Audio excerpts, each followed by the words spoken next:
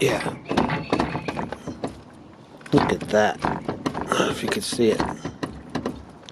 That's what we're going to be fixing today. That. And up in there.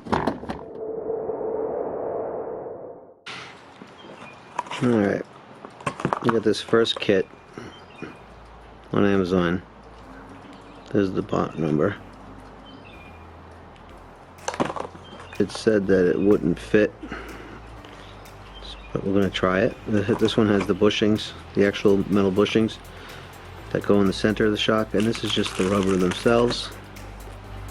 And we got those also on Amazon, and they said they would fit. They look exactly the same.